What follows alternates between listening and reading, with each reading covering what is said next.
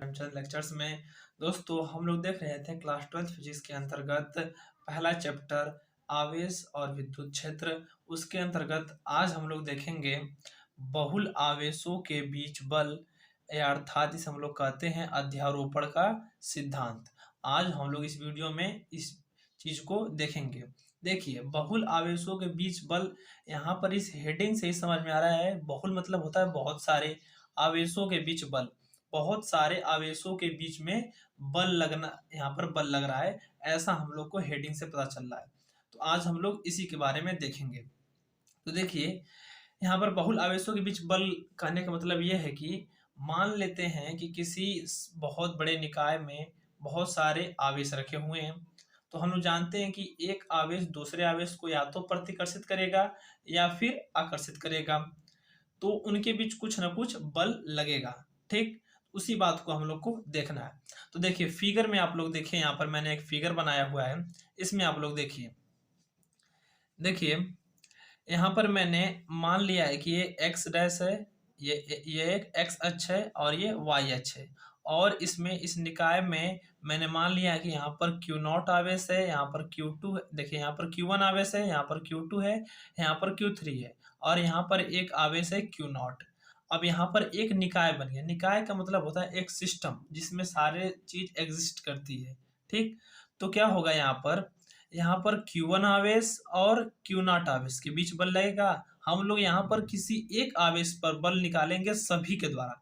यदि मैंने यहाँ पर Q0 का चुनाव किया है तो मैं Q0 पर बल निकालूंगा Q1 के द्वारा, Q0 पर बल निकालूंगा Q2 के द्वारा, और Q0 पर ही बल निकालूंगा मैं Q3 के द्वारा। तो यहाँ पर मैं ये चीज देखूंगा। ठीक है, तो देखिए, अगर मैं मान लूँ यहाँ पर जो मेरा Q1 आवेश है उसका स्थिति सदिश मूल बिंदु के सापेक्ष R1 वेक्टर है, और यहाँ पर जो Q2 आवेश है इसका मूल बिंदु के सापेक्ष स्थिति सदिश R2 वेक्टर है। इसी तरीके से यहाँ पर मेरा Q3 आवेश है और इसकी मूल बिंदु के सापेक्ष स्थिति सदिश R3 वेक्टर है। ठीक, ये मैंने मान लिया है। अब क्या होगा, इस Q0 आवेश पर इस Q1 आवेश के कारण लगने वाला बल F1 होगा, इससे दूर की ओर। यदि मैंने यह मानकर चला है कि दोनों आवेश धनात्मक हैं, ठीक, या फिर दोनों सजातीय आवेश हैं, तो इसे प्रतिकर्षित करेगा तो बल आएगा दूर की तरफ। ठीक है, और यहाँ पर है Q0 आवेश और यहाँ पर है Q2 आवेश। Q0 पर Q2 के कारण जो बल लगेगा वो होगा F2, इससे दूर की ओर। इसी तरह से Q0 पर Q3 के द्वारा जो बल लगेगा वो होगा F3, इससे दूर की ओर। बस आप लोग को इतनी चीज ध्यान देनी है और मैं आप लोग को आगे बता रहा हूँ।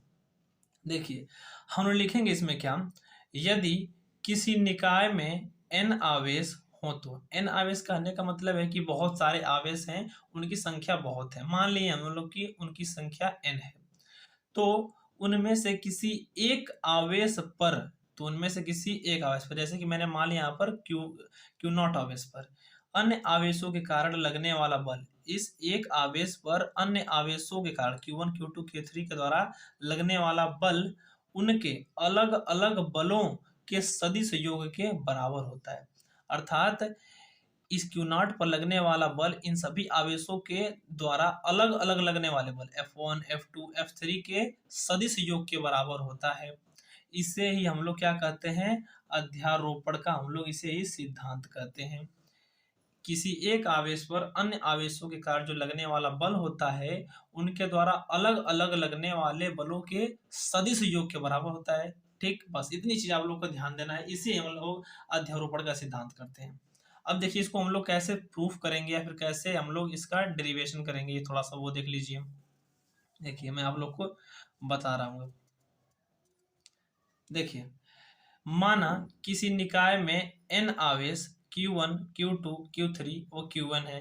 जैसे कि यहाँ पर चित्र में मैंने आप लोग को दिखाया था कि यहाँ पर मान लीजिए कि Q1 है आवेश, Q2 है, Q3 है और एक आवेश है Q0। इस पर हम लोग बल निकालेंगे। ठीक है, आवेश Q1 है, इनके द्वारा आवेश Q0 पर लगने वाला परिणामी बल जो F होगा वह सभी के द्वारा, जितने भी आवेश हैं सभी आवेशों के द्वारा लगाए गए बल के सदिश योग के बराबर होगा। ये तो हम लोग परिभाषा में ही देख लिए थे।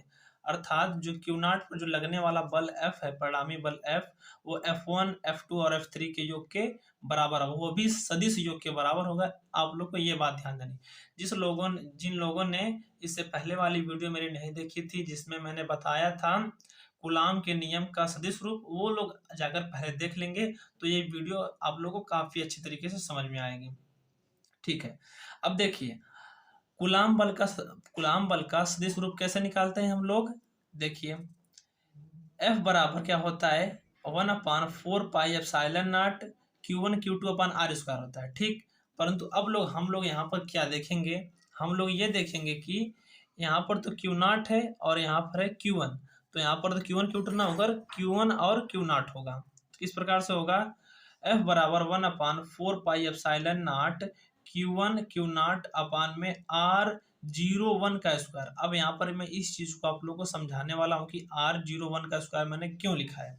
देखिए अब यहाँ पर चित्र में देखिए आप लोग, देखिए ये जो Q1 आवेश है इसका स्थिति सदिश है R1 वेक्टर, और हम लोग को दूरी चाहती है, जिन आवेशों के बीच में हम लोग बल निकालते हैं उनके बीच की दूरी चाहती है, अर्थात हमें Q1 और Q नॉट के बीच की दूरी चाहिए। तो ये कैसे निकलेगा, हम लोग क्या करेंगे, ये मानेंगे कि Q1 और Q, देखिए ऐसे मानेंगे हम लोग Q1 का स्थिति सदिश Q नॉट के सापेक्ष।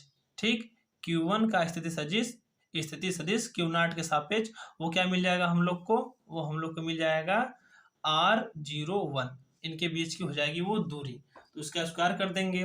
और इस बल की दिशा दिखाने के लिए, इस बल F1 की दिशा दिखाने के लिए हम लोग इसी का एक एकांक सदिश ले लेंगे R01 कैप। ठीक, उसी प्रकार से F2 का लेंगे हम लोग, तो मिल जाएगा 1/4 pi epsilon not Q2 Q not, क्योंकि F2 और Q नॉट के बीच बल लग रहा है अब, तो उसका मिल जाएगा R02 का स्क्वायर और R02 का कैप। इसी प्रकार से F3 का इतना मिल जाएगा। यही हो जाता है हम लोग का बहुल आवेशों के बीच बल।